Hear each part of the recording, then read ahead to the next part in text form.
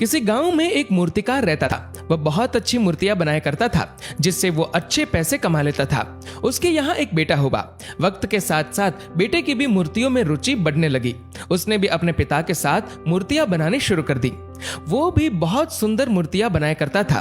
बाप ये देखकर बहुत खुश होता था, लेकिन फिर भी वह कुछ न कुछ कमी उसकी मूर्तियों में निकाल ही दिया करता था और कहता था, तुमने बहुत सुंदर मूर्ति बनाई है, लेकिन इस कमी को दूर करने की कोशिश करना।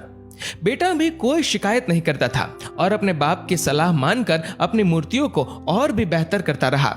इस लगातार सुधार के कारण बेटे की मूर्तियां बाप से भी अच्छी बनने लगी और एक समय ऐसा भी आया जब लोग बेटे की मूर्तियों को ज्यादा पैसे देकर खरीदने लगे, जबकि बाप की मूर्तियां अपनी पुरानी कीमत पर ही बिकती रही।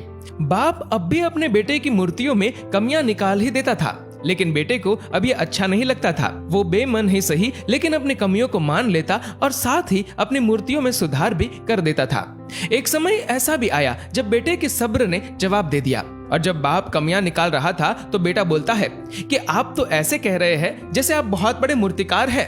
अगर आपको इतनी समझ होती तो आपकी मूर्तियां इतनी कम कीमत पर नहीं बिकती।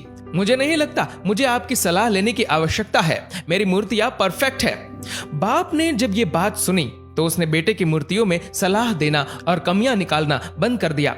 कुछ महीने तो वो लड़का खुश रहा। मूर्तियां भी पहले की तरह बिकती रही, लेकिन कुछ वक्त बाद उसने गौर किया कि लोग अब उसकी मूर्तियों की उतनी तारीफ नहीं करते जितनी पहले किया करते थे और उसकी मूर्तियों के दाम बढ़ना भी बंद हो गए। शुरू में तो बेटे को कुछ समझ नहीं आया, लेकिन फिर वो अपने पिता के पास गया और उन्हें इस समस्या के बारे में बताया। बाप ने बेटे को बहुत शांति से सुना, जैसे कि उसे पहले से पता था कि एक दिन ऐसा भी आएगा। बेटे ने भी इस बात को नोटिस किया और पूछा कि क्या आप पहले जानते थे कि ऐसा होने वाला है?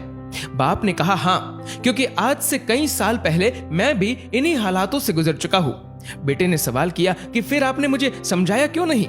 बाप ने जवाब दिया, क्योंकि तुम समझना नहीं चाहते थे। मैं जानता हूँ कि मैं तुम्हारे जितनी अच्छी मूर्तियां नहीं बनाता। ये भी हो सकता है कि मूर्तियों के बारे में मेरी सलाह गलत हो और ऐसा भी नहीं है कि मेरी सलाह के वजह से तुम्हारी मूर्ति बेहतर बनी हो। लेकिन जब मैं तुम्हारी मूर्तियों में कमियां दिखाता था तब तुम अपनी बनाई मूर्तियों से संतुष्ट नहीं होते थे। तुम खुद को बेहतर करने की कोशिश करते थे और वही बेहतर होने की कोशिश तुम्हारे कामयाब होने की वजह थी। लेकिन जिस दिन तुम अपने काम से संतुष्ट हो गए और तुमने ये भी मान लिया कि इसमें बेहतर होने की और गुंजाइश नहीं है, तुम्हारी वृद्धि भी रुक गई। लोग हमेशा तुमसे बेहतर की उम्मीद करते हैं और यही कारण है कि अब तुम्हारी मूर्तियों के लिए तुम्हारी तारीफ नहीं होती, न ही उनके लिए तुम्हें ज्यादा पैसे मिलते हैं। बेटा थोड़ी देर चुप रहा, फिर उसने सवाल किया, तो अब मुझे क्या करना चाहिए? बाप ने एक लाइन में जवाब दिया, असंतुष्ट होना सीख लो।